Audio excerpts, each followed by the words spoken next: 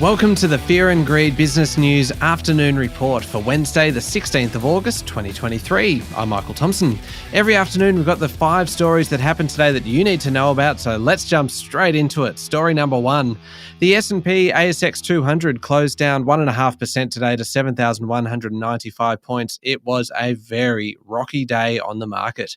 Part of this turbulence was due to higher than expected US retail figures, suggesting that interest rates may need to be kept higher for longer, and that certainly spooked investors, along with more concerns over weakness in the Chinese economy. There was a sell-off on Wall Street, which was never going to end well for the local bourse today.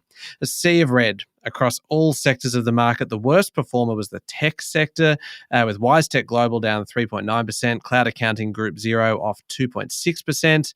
Metals and mining had a bad day too. In fact, the least worst sector today was the real estate investment trusts. There was actually plenty happening in the property space today. Just a quick aside, this afternoon, National Cabinet announced a target for 1.2 million new homes over 5 years. That's an additional 200,000 on last year's National Housing Accord. This is all from July 2024.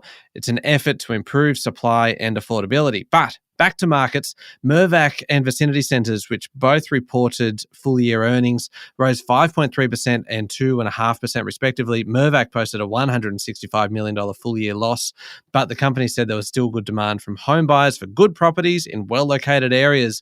At the other end of the market, Fletcher Building was down 8.9%, followed by Sierra Resources down 6.2%. Story number 2, the nation's biggest landlord, Dexus, has posted a $753 million net loss, an almost 150% drop in profit, and $1.2 billion in write-downs. The office market is under a lot of pressure, obviously, with the highest levels of vacancy seen since the mid-90s due to the pandemic-driven shift to working from home. The company says it is halfway through a 2-year adjustment to higher interest rates. Its share price fell 3.1%. Citi analysts said Dexus has operationally outperformed the market due to having a higher quality portfolio, they said, but investors remain cautious of office market fundamentals. Story number 3, how about this? This is interesting. A buy now, pay later provider is planning to delist from the ASX and head to the Cayman Islands. That's the future, apparently, for company Splitit, which is a white label product for businesses who want to offer an installment payment option, a buy now, pay later option, essentially. Splitit has signed an agreement for funding from private equity group Motive Partners for $50 million. The Australian spoke to their chief executive, who said being a private company operating from the Cayman Islands would give it more flexibility and improve chances of getting more capital through the door. He said the company had been premature to go public, which is not something that you hear companies admit to very often. Shareholders will vote on the proposal later this year, which values the company at 20 US cents a share.